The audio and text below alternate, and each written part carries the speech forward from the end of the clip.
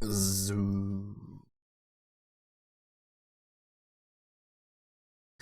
Was machen wir denn heute?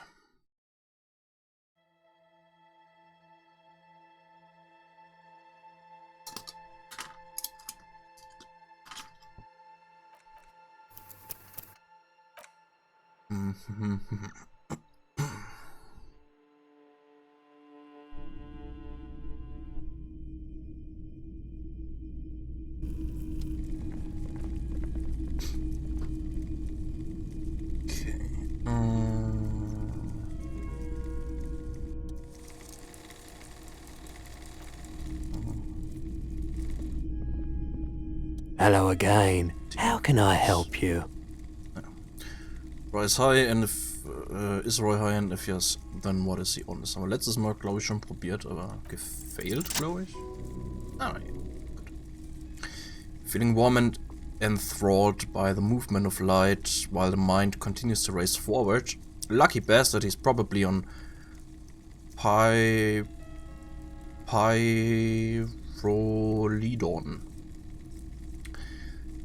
It's tough to come by on the street. Pyrolidon, what is there? A drug developed by the military to treat and prevent radiation sickness. It has psychedelic side effects and it makes your eyes turn yellow.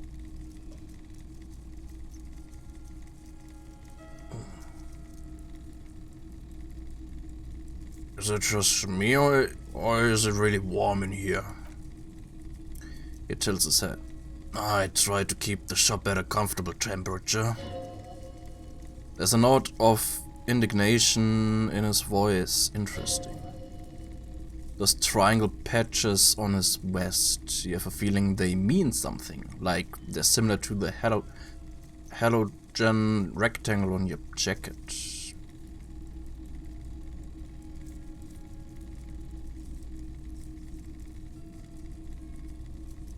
Under his clothes. Say, what's with the triangles on your vest? He hesitates. I was with the emergency relief brigade.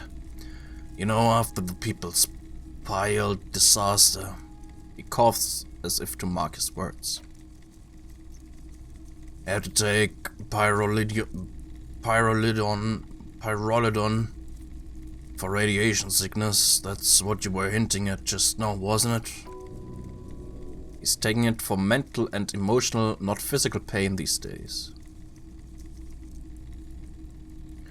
People's Pile, what's there? A bad idea. Some poor leftists build a particle decay generator in hopes of bringing affordable electricity to underserved communities. It malfunctioned, radioactive waste everywhere, probably some of it in you too. Tell me more about this emergency relief brigade you were part of. He points at the white triangle on his orange safety jacket. We were an all-volunteer force, self-organized. Tried to help fire brigades contain the spill. On the patch, gamma radiation lines crossed with a red drop of blood. I lived by the river since I was a small boy. The aspirants didn't have the heart to let it all go to shit without trying to do something to help out.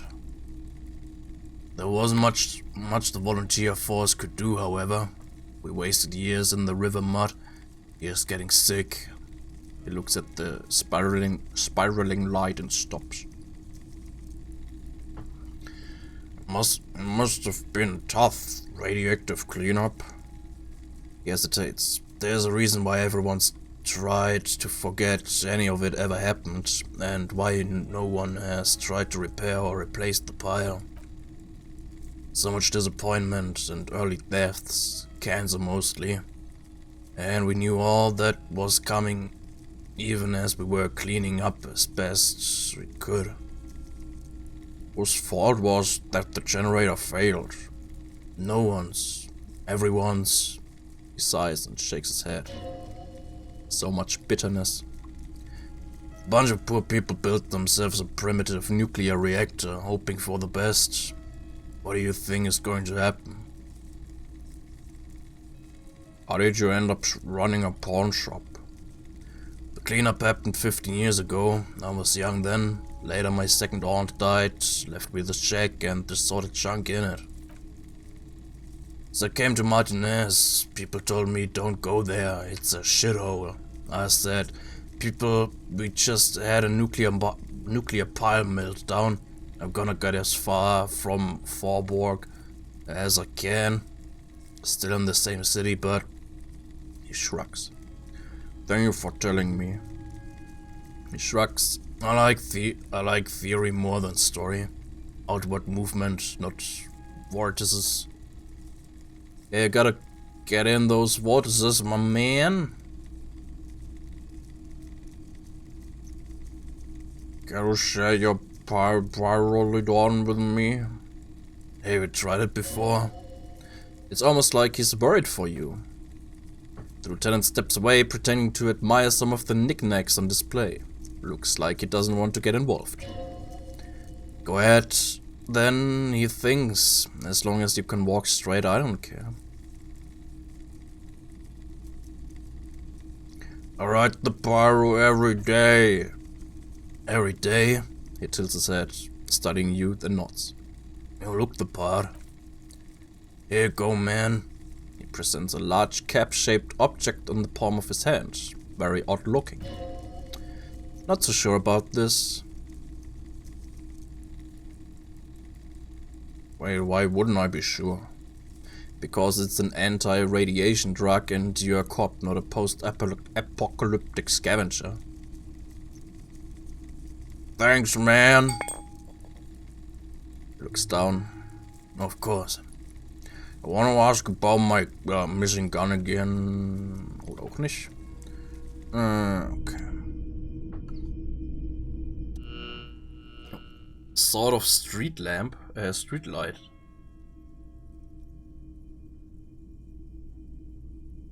Typical Martinez streetlight sits among assorted floor and table lamps.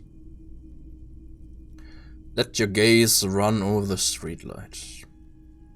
The light pole has been carefully cut, and the wiring has been redone and attached to a standard indoor plug.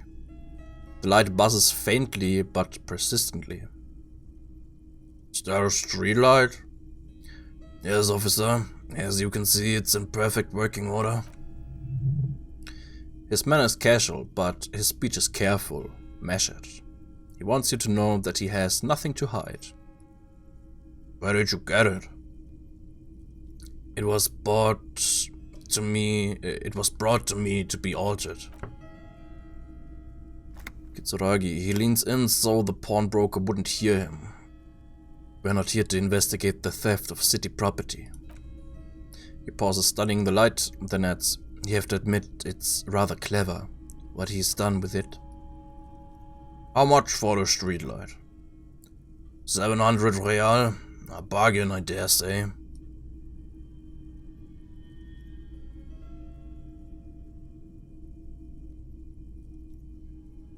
Are you out of your mind? There's one just like that on every corner. He rests his elbows on the counter and brings his face closer to the glass. The light has undergone 3 transformations, and every transformation, large or small, has a price tag. What do you mean transformations? He throws you a look of wary patience. Well, they are the cost of removal and rewiring. But the most important transformation is the light's placement among ordinary indoor fixtures, which has adjusted its morphological field. The light became suitable for use inside the home just a few days ago. 700. Okay.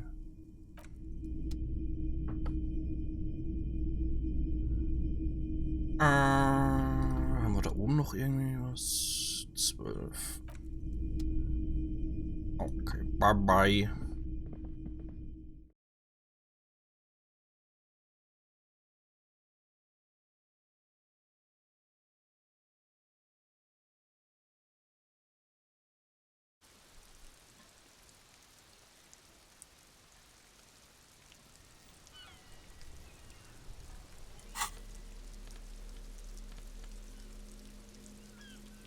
Substance Use Effect. +1 Psyche, -1 Health. Dauerhaft oder?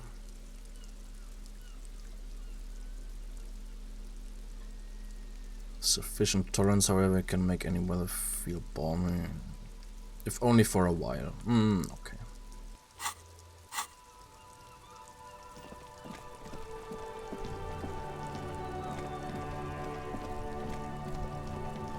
So, letztes Mal haben wir da oben irgendwie Leute gesehen.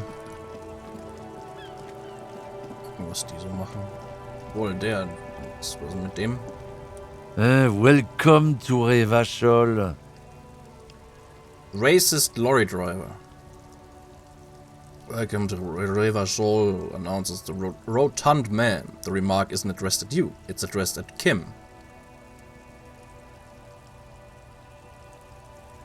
There are no Revachol, that's where we are. Don't you welcome to Revachol me.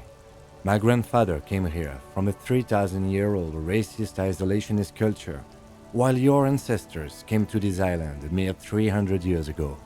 Every school of thought and government has failed in the city, but I love it nonetheless. It belongs to me as much as it belongs to you.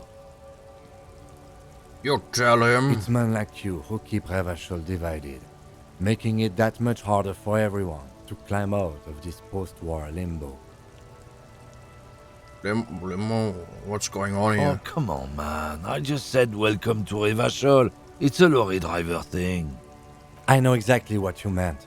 You think my kind doesn't belong here, that I should watch myself and behave. But you see, I'm an officer of the RCN. It's actually my job to make sure you behave.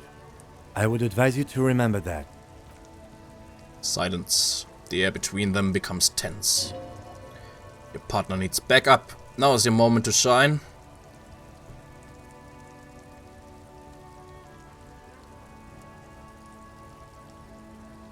Fucking name, Kim. I've got your back. You two make a cute couple. You know that? The lieutenant exhales and resumes his regular calmness. He sends slight embarrassment for the outburst, or is it pride? Impossible to tell. Now that that's settled, we have a couple of questions. Whatever you say, officers. He waits impassively, his cigarette smoldering between his fingers. He smells of heavy motor oils and his breath of high tar content cigarettes, probably Astra Whites. Found his mug in the trash. Yours? He stares at the yellow man mug, then suddenly he explodes. Ha ha ha ha ha! Oh man, that's great. Look at that guy go. I haven't seen anything that funny in a while. Is it yours? God damn. He wipes the tears from his eyes. Thanks for that, but no, it's not mine. What was that whole argument all about? It's about biological determinism, natural law, the sorting of the races. Spits on the ground. Not the most popular topic nowadays with the coalition in charge and all. Might want to change the topic, that is. Bury your head under the sand like common sheep.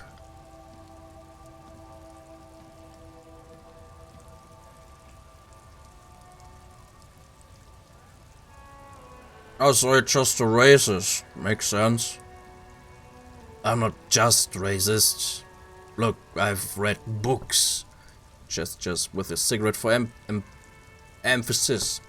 The science of racial theory has all been proved. Even if some people don't want to accept it. People who study these things say that you and me are superior by design. He glances at Kim. So naturally, we Occidentals should be in charge. Obviously, you can't see the merits in that.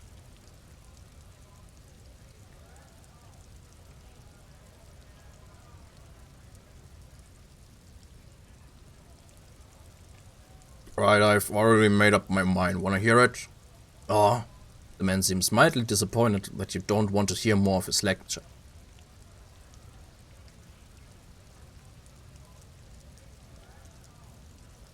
Yeah, I'm not down with this. Why don't you go fuck yourself? Don't push your luck, grunt. The man gives you a disgusted look, then turns his attention elsewhere, ignoring your presence. Okay. So, was ist denn hier los hier?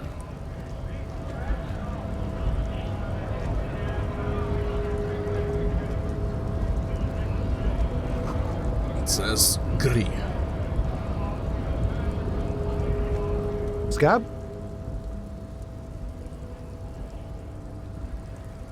Scab? Asks the man with jolly eyes, tilting his head.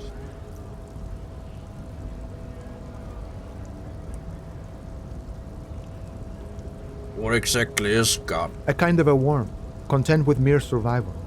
They come, they want to do our job for shittier pay, screwing over both themselves and us. Everybody loses. Oh, hold on, where did they all come from? Beats me. Somewhere in the ground, I think. You don't seem to like them much. Gotta be bloody stupid or freaking evil to Scab. Or I guess, scared maybe. But scared of what? Of who? He looks at the mass,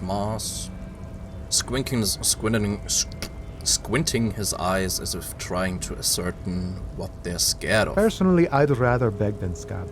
If the gentleman shouting on the street came begging, maybe they'd have gotten something.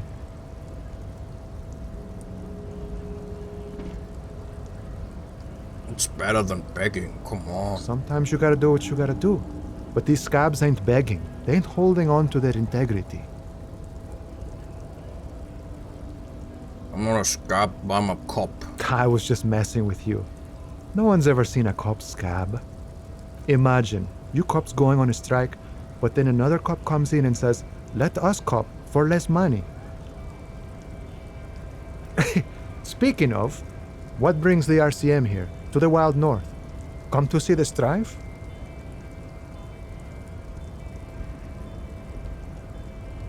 I'm looking for assistance with a dead body situation. Body's still hanging in the tree. He rubs his chin as if pondering his core beliefs.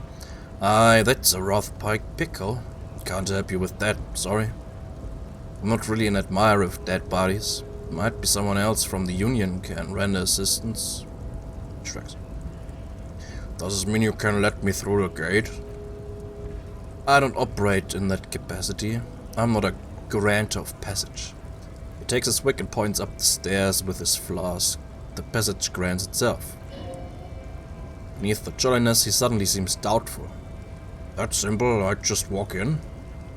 I walk right past Measurehead and go in. Past Measurehead? Yeah, the 2.5 meter tall Siemens supremacist there. He points to the bridge above the gates. Walk right past him. Right. Then press the button to unlock the door. Ah. Then go past him again. Okay. And you entered the harbor through the office. Esta.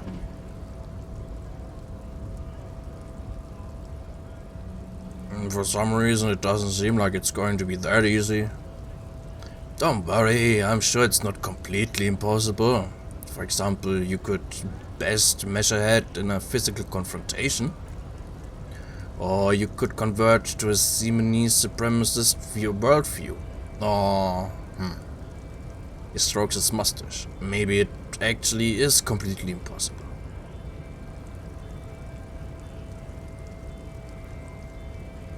Has any of the scabs tried converting to his worldview? Jean-Luc himself would say the philosophy has proven overly heroic for the scabs to convert to. Not enough intuition. Has anyone here ever bested him in a physical confrontation? Not yet, no. He fixes his eyes on you, evaluating your prowess. He's incredibly strong. Got it. Another thing.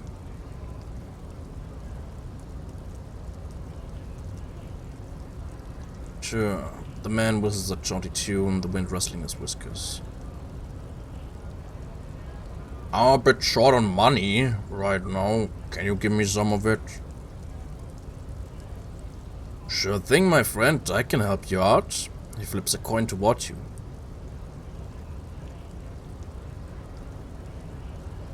Hand-eye coordination. Try to catch it.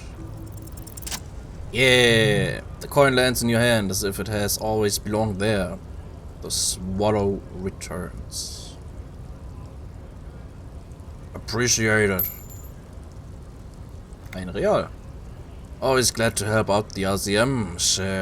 Shame I can't do more. Things are meager at the moment due to, to what the protest is. The winter's fat. The winter's fat is slowly running out and all. Still better than scabbing though.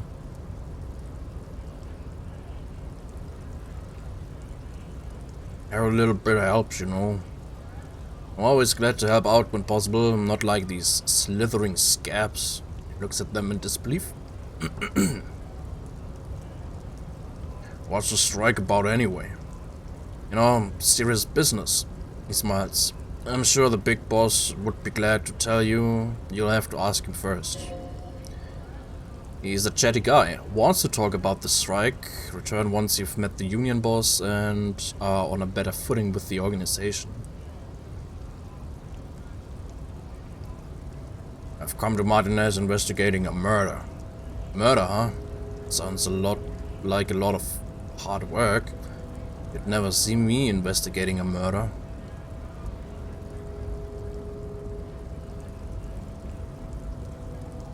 I have no idea what I'm doing. Whispers back. That's okay. I have no idea what I'm doing either. I don't even know what day it is. He thinks and then decides. Don't tell me. It's a better day that way. I'm actually a worker like you guys. Man looks at the colorful piece of plastic, then at you, then back at the card, then at you again.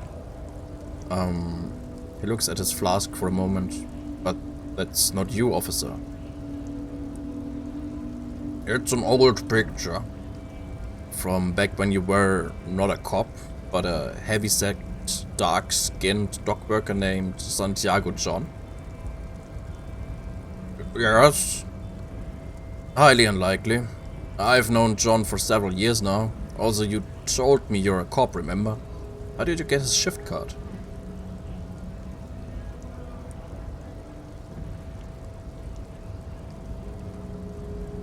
It was like a sign. The wind deposited it before my feet. I feel a closeness to this person. Yes, he nods solemnly. The city has a way of pairing souls. John's been out drinking himself blind. He should be more careful than Johannes. Can I have the card? No, it will prove useful still. Believe your thieving fingers.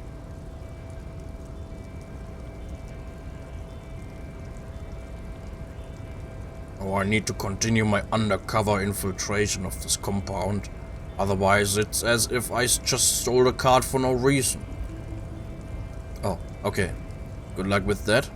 He tips his beret. So, what do you need? Nice, I gotta get moving.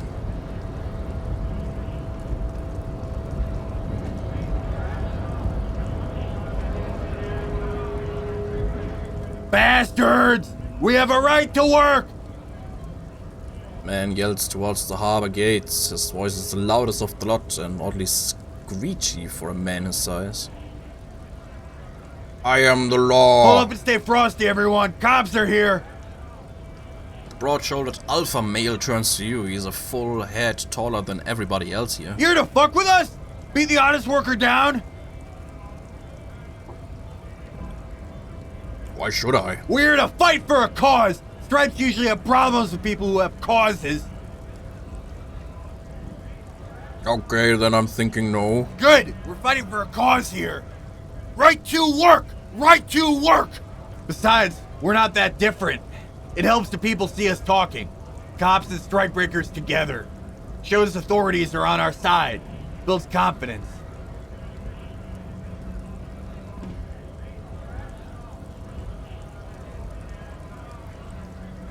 What kind of a cause are we talking about? Rights of people, rights of workers to have gainful employment, to make a salary and feed their families. I don't think I've chosen any sides Might yet. be time. Don't let the fat bastards tread on you. Cops tend to side with the higher-ups, but you're essentially still workers. I don't trust cops, but I can see you understand the right to work. Right to work. Regardless, I have some questions Maybe for you should ask them the questions. Like why we're not allowed to make a living here. Shame on you! We have families to feed, you piece of shit. Points his finger at the man sitting on the railing. So do we, scab. The loitering man hollers in return. I want to get into the harbor too. Have fun, he snorts. Union shit's on full strike. Don't think they're going to let you through the gate. You're trying to meet their fat boss.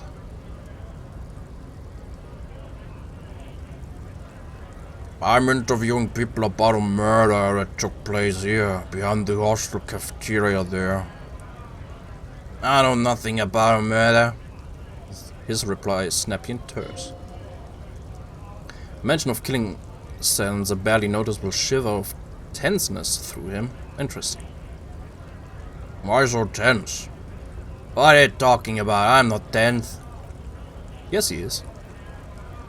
Right to work. He again shakes his large fist, then turns back to you. It's shameful. Cops doing nothing. You should bring backup. Open the gates for us. Blockading gainful employment for the workers is a crime. This really isn't my area of expertise. We're not picking a side on this just yet, sir. Betty. He turns around and bellows at the game. Let us work. What is a strike? When a bunch of ungrateful, lazy cockroaches can't get their act together, decide to block honest work for other people. Shifts uncomfortably in his workers' overalls. What do the strikers want? Beats me. They mumble nonsense about boardrooms and workers' rights, while we... He raises his fist and starts shouting, have the right to work. There's something odd in the way he carries himself. His set of clothing looks vaguely mismatched. Different pieces of the attire seem ill-fitting. Ill-fitting? What does that mean? His shirt is far too small and an unpleasantly tight fit, while the overalls held up by a belt seem to fit a man with much more corpulence. You're wearing new clothes? Ignores your question, choosing instead to turn to the emaciated workers, raising both fists in the air. The clothes are obviously not his. You've been talking to him for quite a while now. Something is off with this guy. Ask him where he's from.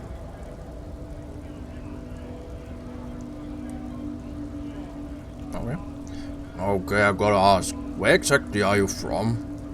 Why is it to you? Deep-set suspicion drips from every syllable.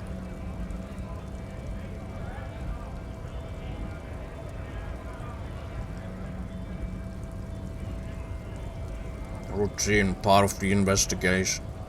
My suspect? His eyes narrow.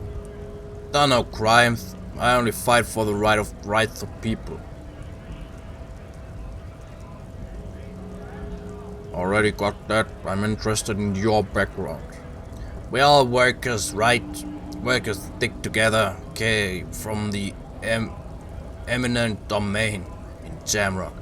Backgrounds and odd jobs. Heavy lifting, cargo hauling, bounce work. I know the drill.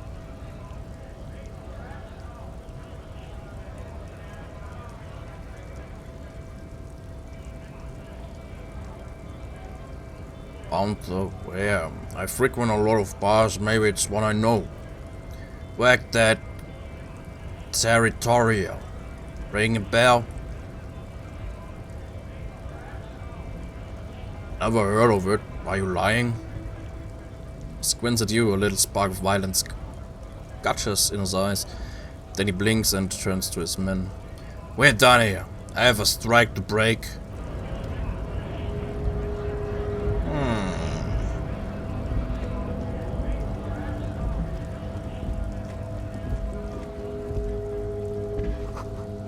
Lorries probably stored fuel here, now they store booze.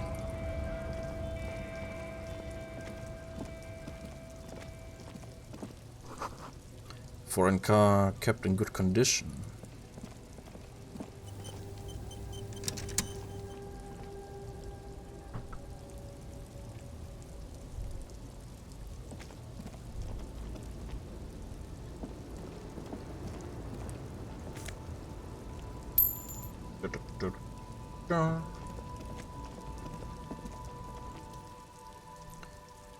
Rosberg Monument. An old monument stands in the middle of the traffic island, pointing toward the sea. It looks as if it's been reassembled piece by piece, secured and mounted in the air with the aid of numerous ropes and rods.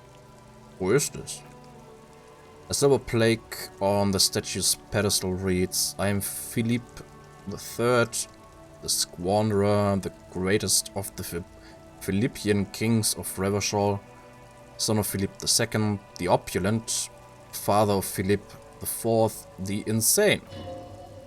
Not a good track record of mental health in that family. As you look up, you notice something about the statue. There are some odd indentations on the king's chest piece. What indentations? What do you see? Something with great kinetic energy seems to have impacted the cuirass around where the heart is. A bullet? Lieutenant, has someone shot the king? Okay. He cleans his glasses before looking up. I can't see it, but I'll take your word for it. What do you think? Where Martinez is riddled with bullet holes, this place saw a lot of action during the revolution, but the statue is recently renovated, so maybe a joke, target practice, or a political statement. Political. It's a king and he's shot. Why not? Shrugs. What this shows us is guns aren't too uncommon here, and people still shoot them, sometimes at kings. He takes a note in his notebook. King stands above you.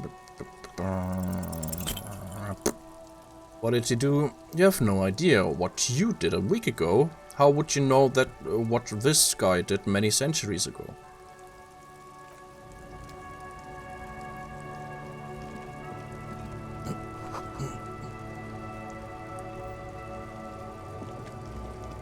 Monox.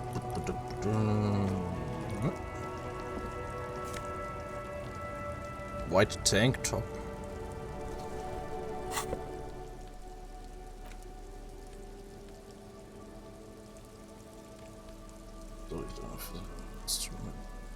-2 authority.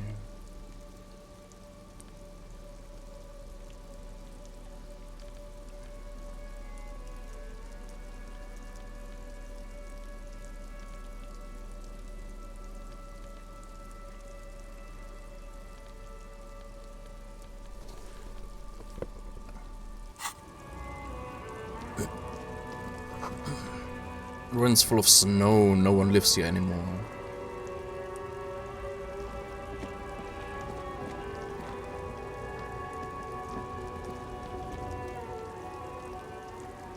Small wrinkled woman does not greet you, she nods along to something on her radio. The photograph is clutched in her hands, there's a warm smile on her face. It's the warmth of a winter night's fire. Maybe she could give you comfort and shelter. Some cigarettes and food money. Maybe she's your grandma? Nothing. The smudge just keeps widening, her hair is grey like lead. Excuse me, ma'am, I'd like to ask some questions. No response. Wherever this woman is, your words fail to reach her. Words fail to reach her. Snap your fingers. Wait, Lieutenant stops you before you can snap. she's just a distracted old woman. Better to leave her alone.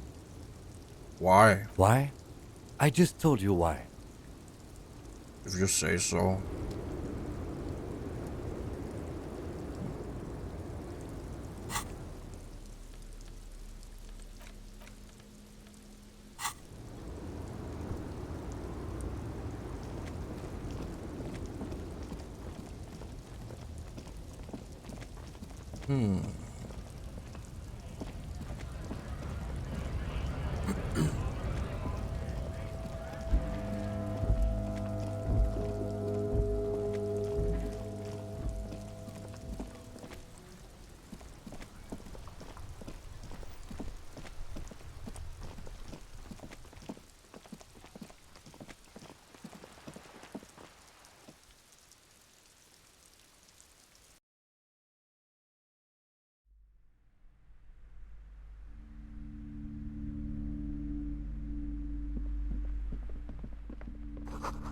Old sports magazines tucked away in a dark corner.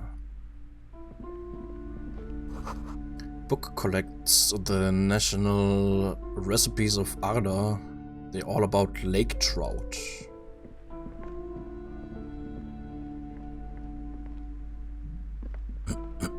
Welcome to Crime, Romance, and Biographies of Famous People. My name is Plaisance. Clerk extends a greeting. Be welcome. And please take responsibility for the energy you bring into this space.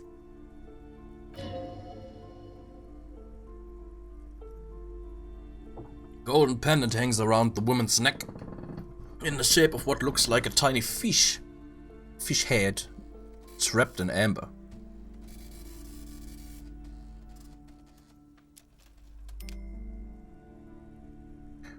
Before we go on, you seem to be well off enough.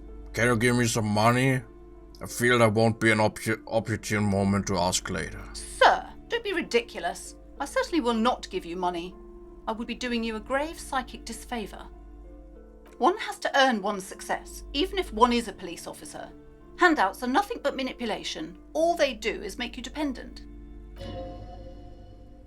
What is this insolence? She misunderstood. You misunderstand me. I'm a powerful feudal lord. I demand tribute. This is about traditions. Now, hey there! Sounds like someone isn't taking responsibility for the energy they bring into this space. Tribute? Power? These are not the traditions we're used to in this part of the world. Oh. A curious pendant you're wearing. Oh yes, helps to have an anchor in these times. So are you the owner of the store? I am the proudest owner of our little shop of culture. Voice is highly pitched as if to give it more penetration.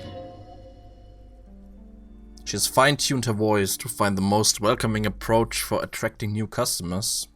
It doesn't work.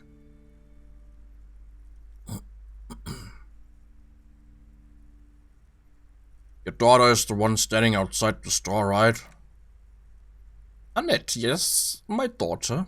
I hope she wasn't slacking off again with her nose in science fiction. Tell me, what was she at her post doing her job like a proper girl?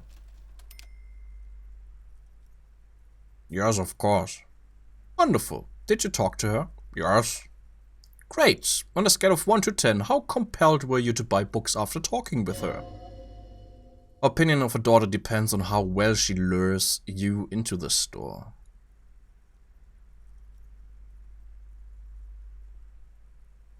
Then she certainly helped, very polite and helpful. My precious, her dedication brings joy to my heart. She's immensely satisfied with the answer. If you have children, I hope they turn out as great as my Annette.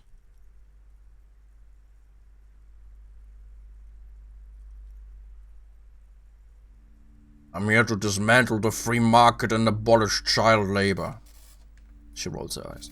You must be kidding. There's nothing like that happening. Depends. How much do you pay the kid? Good sir, what does a young child do with money anyway? No, I save it for her as a fund. She's securing her financial future out there. Alles lecker. Slap the cuffs on her. I formally reprimand you for your corrupt activities. She raises an eyebrow. Oh, of course, officer. Good work. Are we done with the jokes now? Yes, we've had quite enough fun here, right? The lieutenant taps his foot.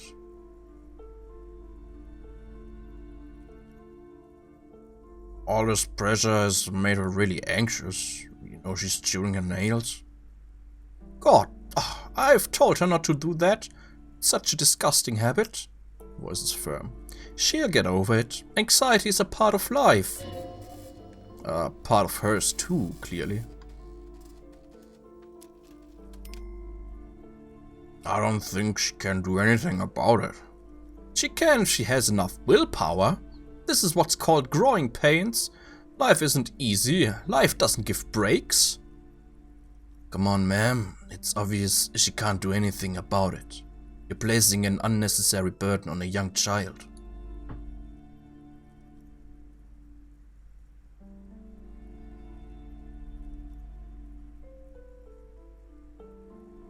What you're doing is wrong.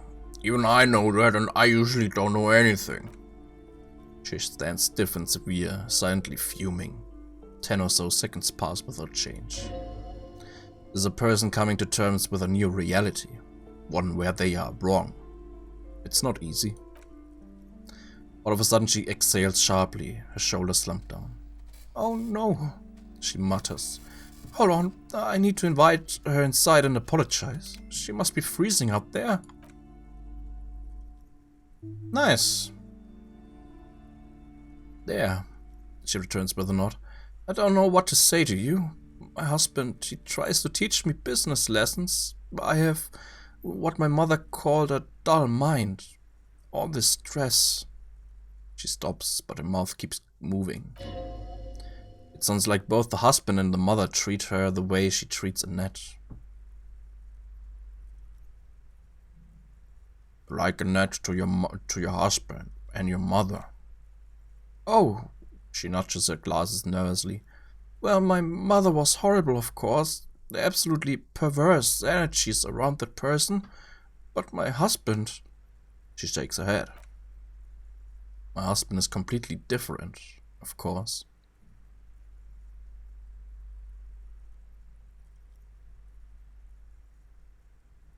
She told me she doesn't go to school anymore.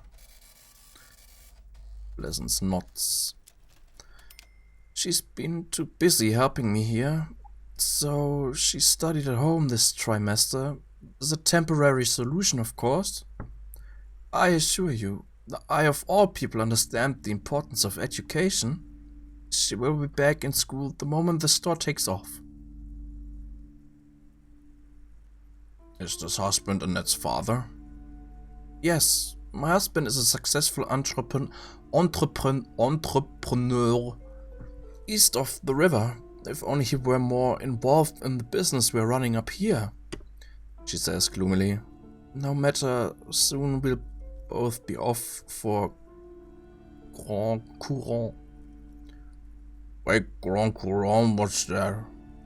It's a proper place to live. One of the most peaceful neighborhoods east of Jamrock. You may know it for its massive housing projects. Most of the buildings are empty at the moment. The smile is wide. It's a great opportunity to get ahead of the crowds. Better times ahead for sure. And your husband's also involved with the bookstore? He made the initial investment. Since then he's been what you might call a silent partner. Is she an only child? Yes, I'm afraid so. A real treat she is. It would be nice if she had... She pauses for a second. No, we couldn't have afforded more children, really. Not in this economy.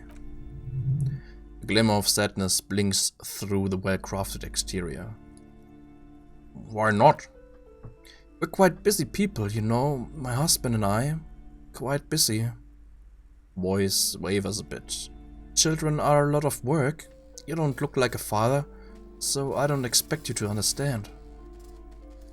She catches herself at an impoliteness. I'm sorry, I'm sure you do understand.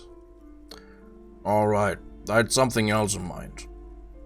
Woman looks aloof, her features much softer. Occasionally she glances at her daughter's silhouette. What if I want to buy a book? Then why are you talking to me? Everything is on the shelves to browse. Don't you feel compelled to buy anything? She fiddles with a pendant, then waves her bony fingers directly at you. See those shelves there? Go. Be drawn. So what types of books do you have? Everything is on the shelves. Take a look yourself. She nudges her glasses. Then the shelves compel you, don't they? She's attempting to mentally direct you towards the shelves. She only wants you to buy the goods. She doesn't care about books. Do you even know what books you have for sale? She scoffs. Truth be told, not really. My sister brings in most of the goods. I'm sure it's all very literary stuff with well-written prose. But you don't learn about the important things in life from fabricated stories. Where do you learn about the important things then? The truth is available if you just know where to look. And you have to open and free your mind to understand. She nods at you, cryptically. Alright, I'll take a look then. Farewell. Ja, Kind ist drin. Sehr gut. I'm sorry, sir. I can't talk right now. I'm very busy with my homework. I have so much homework now. You just can't win. What are you doing now? Math. She looks into a notebook with trepidation. It's really difficult, like, really. They say you need it to get rich, better than standing outside in the cold, I guess. Suddenly she smiles and perks up, remembering something. Oh, I found something while you were away. What is it? I thought this would fit you.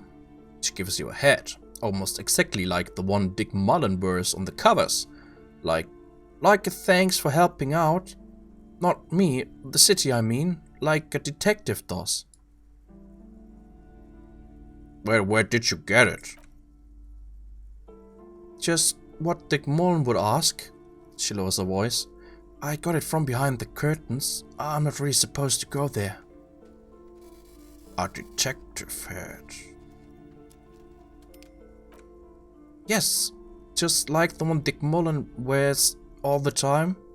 She grins. You look way more serious with that. Suddenly she looks back at the infernal scribblings under her nose. Right, I have to get back to my homework now, before Mom notices. Man, this is hard. Okay, bye. Yeah, hoot. Encyclopedia.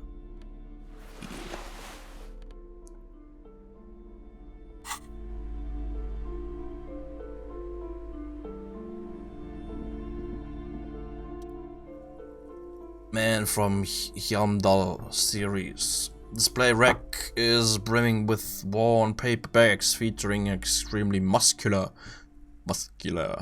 sword-wielding barbarian on the cover. Nearly all the titles contain the word Hjamdal somewhere. Oh, more Hjamdal. Mountains of it.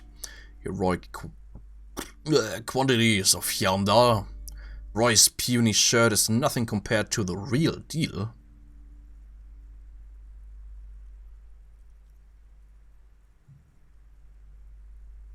Look through the display. Rows and rows of Hjälmdalar men blur your vision.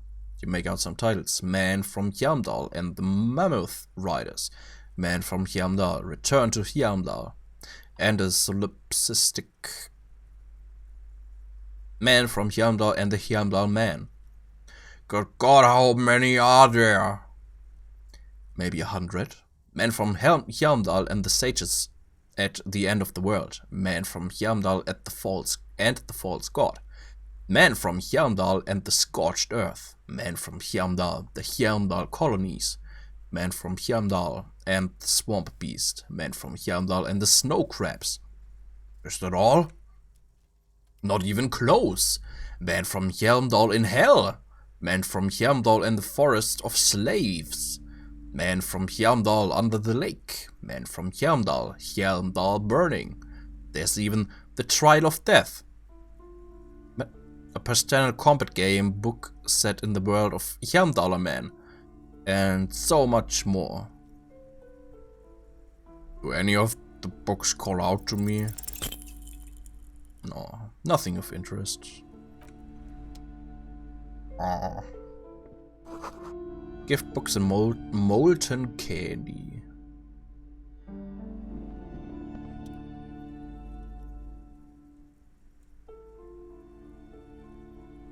Small mountain of colorful board game boxes. There are numerous types of games for all ages. A lot of shelf space seems to be taken up by viral-related merchandise. Starkeep, what board games do you have here? Wonderful board game, sir. The Viticulturist is a classic for sure, or perhaps you'd like Archipelagos of Insulinde. A very educational game for those interested in geography. Raubritter is a fun game of economic competition, but can get quite intense after a while. You have games for the whole family. You can play with your children. Who are you going to play board games with? Do you have friends or family?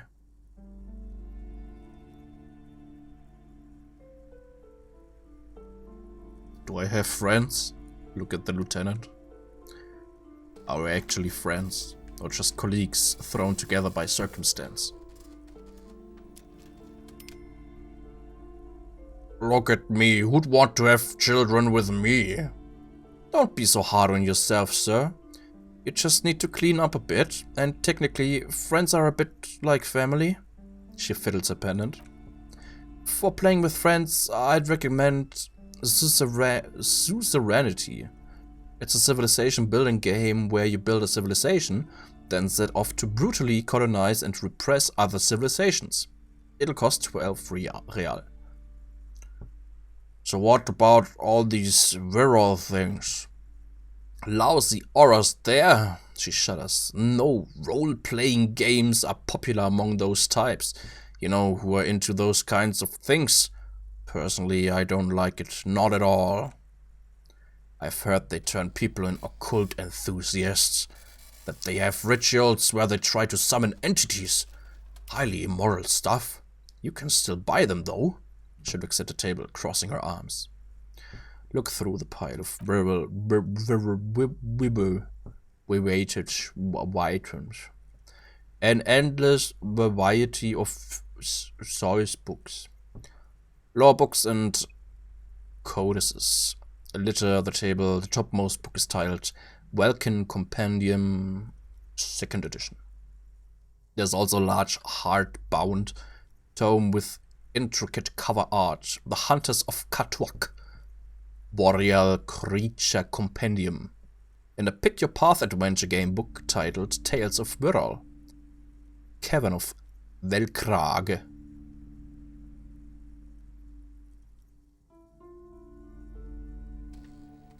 Anything that really catches my eye. There's a box that says Wirral, 3rd edition Mega Setting Supplements module. Side panel notes, a fantastic adventure board game, new map and miniatures. A sticker on it displays 25 real. Okay.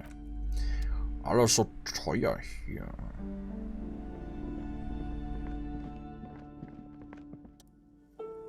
You see a set of tattered curtains blocking the way to another room. A strange cage-like trinket dangles from the curtain. Excuse me, officer. The back room is strictly for employees only. Shopkeeper, what's behind the curtains? Nothing. Now please go back to browsing books. She fiddles with a pennant. Don't you feel compelled to look at the books? The books are all you care about. Oddly enough, the more she tries to draw you away from the curtain, the more alluring they become. Pull open. Just as you're about to pull apart the curtains, the petrified voice of the shop owner cries out once more. Sir, don't touch that! I told you it's off limits for the customers! Her hand is closed around her pendant, her fingers nervously playing with the talisman. Parapsychologically speaking, we're done if you decide to open them. I won't be held responsible for the consequences, it's too dangerous. She looks away, mumbling. Why is everyone always messing with the curtains? Why can't they just buy books like normal people?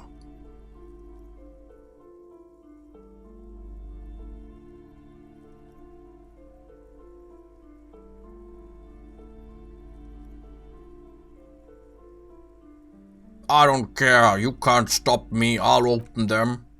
No! She raises her hand to try and stop you. Please just talk to me, officer. Come here and let's talk this through before you decide to do anything extreme. There is something mysterious about the curtains. Be careful. You see a tattered set of curtains. Rip them apart!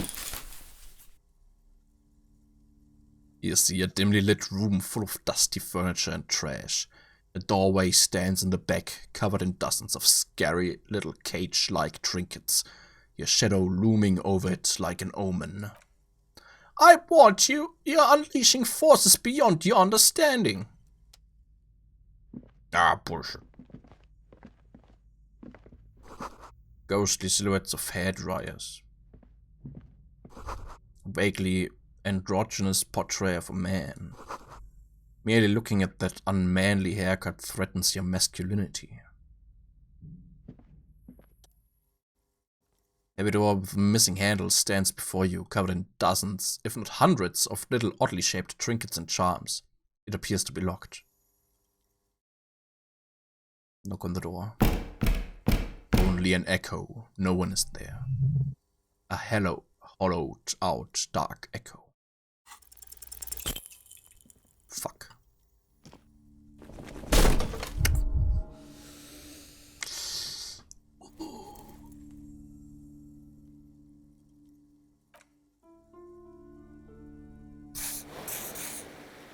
Oh, shoot. Whose moronic idea was to just run through the door? Don't you know that things like that hurt?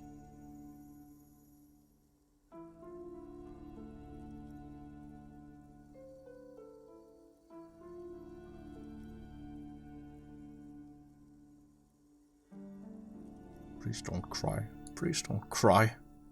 I don't want anyone to see me cry. Are you alright? The lieutenant steps closer, his eyes soft and worried.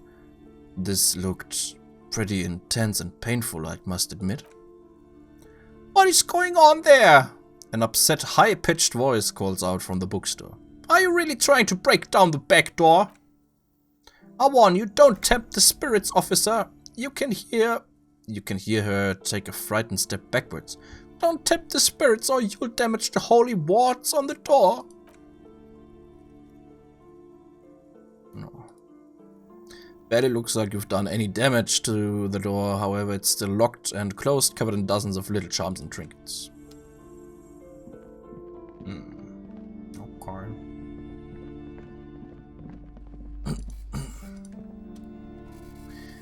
The shelves are overburdened with books from the same series. You see the name Dick Mullen over and over. Couple spook novels hide amidst all the detective books, thrilling tales of spycraft and daring do. Storekeep, what's all this crime fiction? Oh, crime, robberies, murders. She lowers her voice. Even sexual crimes? We're fortunate to have Dick Mullen and his stories to sort all that out.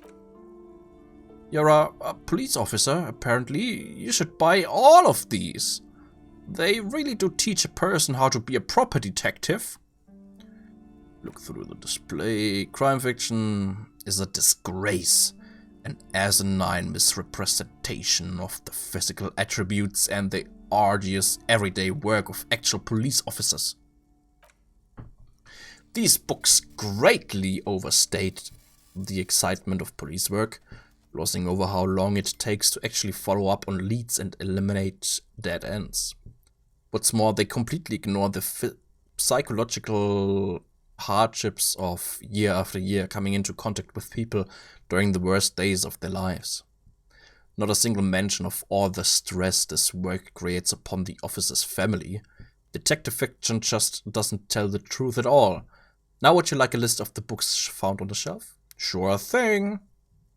You see, Dick Mullen on the job. Get Me Mullen. The Stalwart Adventures of Richard P. Mullen. Dick Mullen and the Murder in the Orchard. The Sordid Affair of Dick Mullen. A Killing is Declared. Dick Mullen in the Murder House. The Final Case of Dick Mullen. An Obvious Lie. Dick Mullen in the Clock Tower. The Ordeals of Dick Mullen. Dauntless Dick. Dick Mullen's Funeral Pyre. The Murder of Dick Mullen. Dick Mullen dies? Oh no, turns out he faked it to solve a case. Are there any more? Yes, there's also The Dame Who Did It. Farewell, My Mullen. Faking death seems to be a common trope in the Mullen series. The Morbid Tales of Dick Mullen. A Dark Tide Turns. Tragedy Calls for Dick Mullen. Another one with fake death. And of course, Dick Mullen the Murderer. In order to catch a murderer, Dick Mullen must become the murderer. Come on, this is not the way real police solve crimes. The real police are some 20 kilometers away, sitting in an armored motor carriage. Bald man turns toward a lean man and pats him on the back. Come on, just tell the story again. Again? Man, I tell one at least once a month. It's not that interesting, Chester replies. The fuck it is. The bald man replies. And these guys haven't heard it. He motions to the civilian sitting in the back seat. You see Chester here? He pokes his finger at the lean man. Chester faked his own death once. Gosh, why? One civilian looks on, amazed. The bald man bellows a reply. A very fucking dangerous case, ain't that right, Chester? They almost got you at that time. Yeah, sure came close. Chester mutters in return, then turns to the rapt listener. Right, so I was tailing this guy called Francis the Shoe. The inside of the motor carriage is thick with cigarette smoke. Outside it starts to rain. After all this, you still haven't found the answer to the one question that matters. Who is Dick Mullen? Where's Dick Mullen? Your quick eye notices a small caterpillar crawling across the spine of a book. The title reads Dick Mullen and the Mistaken Identity. What do we have here? Mistaken Identity? A worn paperback from Dick Mullen's classic hard-boiled phase. The premise seems to be that Dick Mullen is framed for the murder of his best friend and has just a few days to prove his innocence. Why does this speak to me? Would it be the motif of unstable identities and shocking betrayals?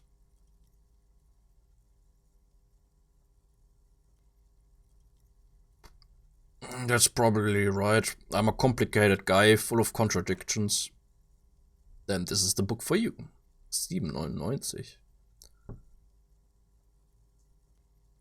Na, okay. Später vielleicht.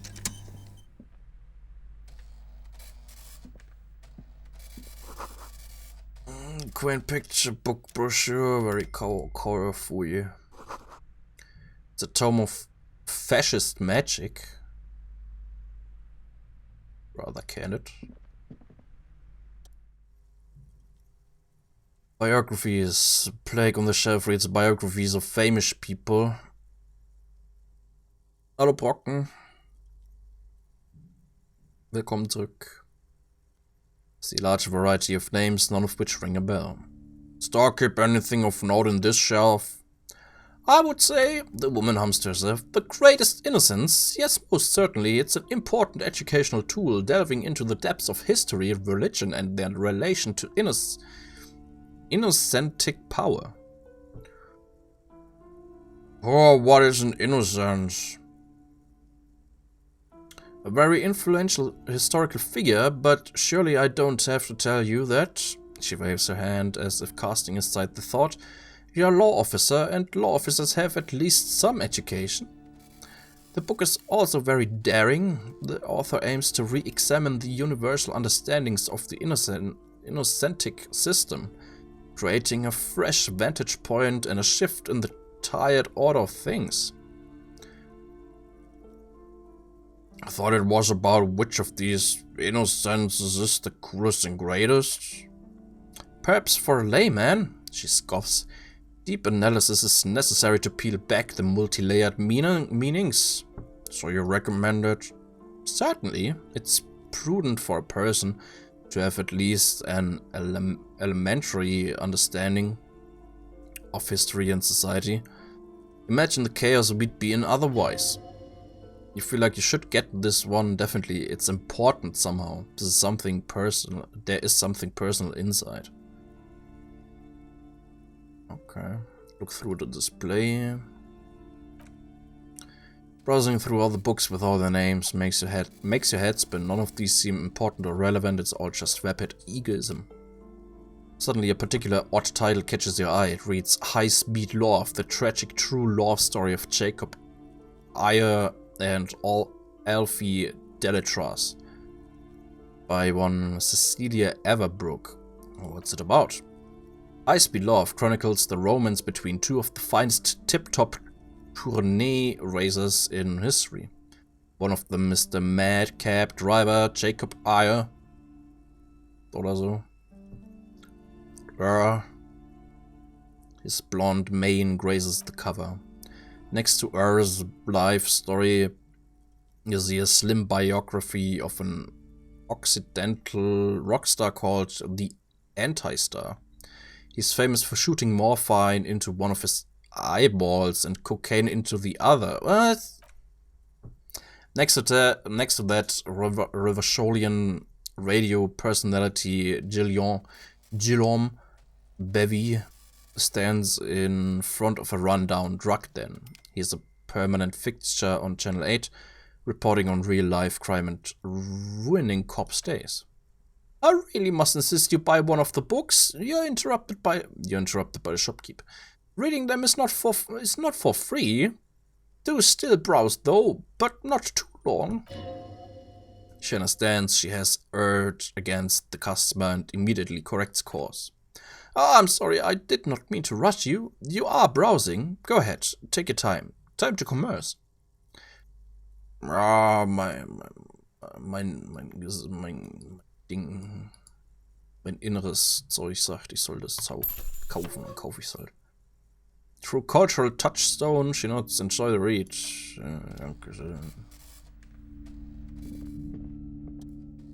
This bookstore is paranormal. Bookstore is not strictly about crime, romance and biographies of famous people. There's also a wide range of paranatural literature.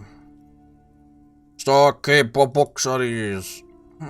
Sir, please, no browsing in that shelf. She narrows her eyes. That wisdom is not for free. I can't have you end up like opening a police store next door and stealing my customers. Oh no. Eh? Look through the shelf.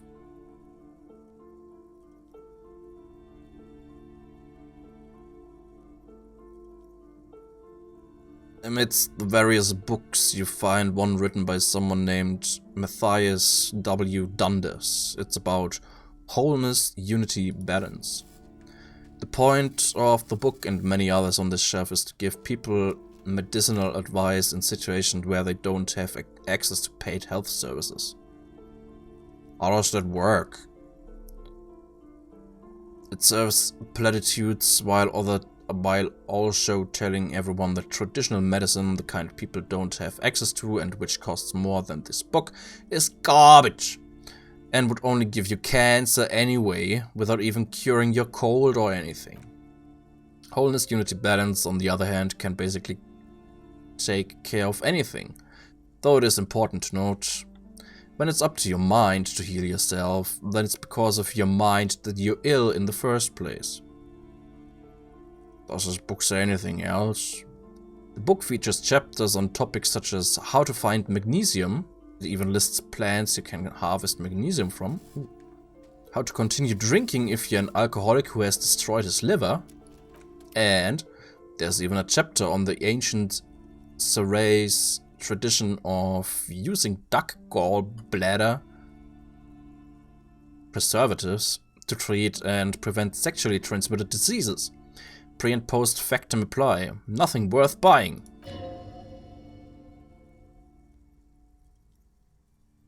Find something truly otherworldly.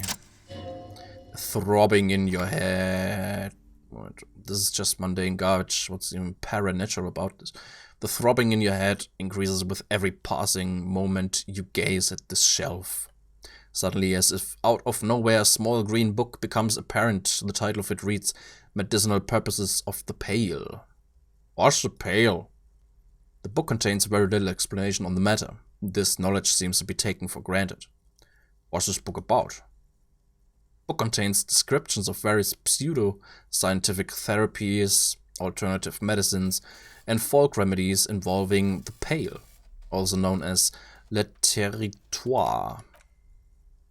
The territoire. For example, it recommends vigorously swatting one's naked body with a venik or hand broom made from the leafy twigs of a young birch tree from the near pale. Sounds invigorating. It is, and good for the circulation too. What else? It also recommends consuming distilled spirits like vodka or whiskey that have been aged in the pale. Readers are instructed to cover the jars in a shallow hole just inside the pail and leave them there for 30 to 60 days, depending on the potency desired.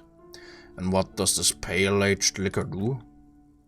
Among other benefits, it is alleged to restore a damaged liver to perfect health. I should probably get my hands on some of that. What else is in there? For general health and well-being, readers are encouraged to take regular strolls through the pale, though a sidebar cautions readers to limit each stroll to less than an hour. These strolls promise to cleanse the mind of worries and the body of toxins, especially if the perambulator performs this ritual in the nude. Nudity figures prominently in a number of these prescriptions. This is exactly what you need. Are anything else of note? There's an entire section devoted to cures for men who are struggling to perform their martial obligations. Well, I probably need that. Excuse me, sir, I believe you've been perusing that particular volume long enough. If you'd like to continue reading, I must insist you buying. Okay. Indeed, she mumbled, staring at the book for a moment. Something about that book doesn't seem to have spoken to you. It does seem to have spoken to you. I hope it contains what you're looking for. Thank you, sir. Another boring book, just discarded.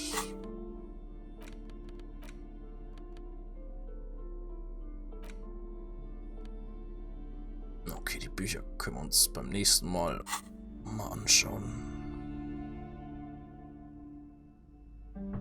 Okay.